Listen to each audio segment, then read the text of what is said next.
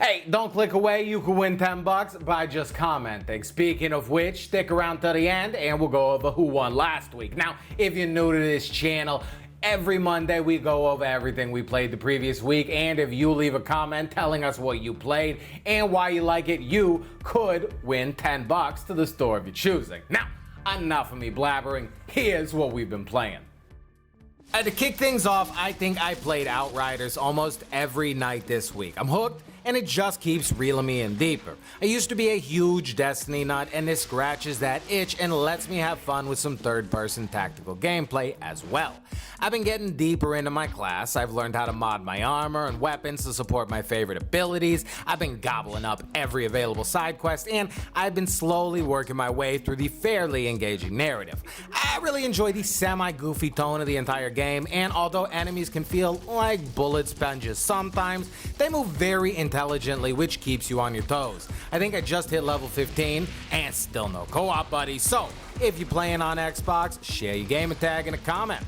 Next up, the sadist in me spent a little time with the new Doom Eternal Ancient God DLC. Although I'm not very good, Doom Eternal has had me hooked since launch. I never played any of the original Doom games, but the recent, more combat puzzle heavy releases tick all my boxes.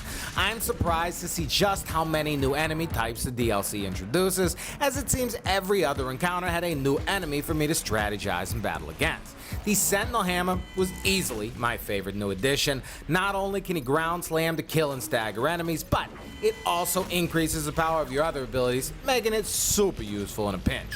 I also played Swarm, which happens to be one of the most fun VR games I've played in a while. It's pretty much Spiderman with guns, and it feels so damn good. The swinging is nice, there are power-ups, better weapons, you can slow down time, you can zip to different places, and you always have to make sure you don't fall in the water. As you swing around, there are also enemies that can shoot you down, so you have to watch out for that as well. It's just altogether a fantastic rush, and I really can't get enough. Now, I know it looks like it could make you sick, but I had no issues, and from reviews, it looks like I'm not the only one. The experience alone is worth the admission, and then they crank it up to 10. Next up, I decided to check out Desperado's 3. It's a top-down stealth game, but unlike most, each level feels like a puzzle you need to solve instead of just sneak past. There are 5 characters, and each have different abilities and weapons that must be combined in order to make it through to the next encounter. The game never gives you access to all characters at once, which keeps the levels feeling fresh because it can't cheese them with one method. I really dig the setting because it's something we rarely see in this genre. I did grab it from Game Pass, and so far I've been really enjoying myself and look forward to seeing what challenges they offer in later missions. Last but not least, and sticking with the stealth genre, I played a little Oddworld Soulstorm. Now, I've been a fan of the Outworld games for as long as I can remember, but I've always liked the story and environment a lot more than the gameplay. That being said, maybe I'm just older now, but I have so far been having a lot of fun with Soulstorm. It's not easy for me and I die a lot, but it's a learning process. Although I haven't really delved too deep into it yet, they've added a crafting system to this game which should add a lot more depth to the gameplay. If you've never played an Oddworld game before, this might be a great entry into the series. It looks beautiful, sounds great, and plays so smoothly.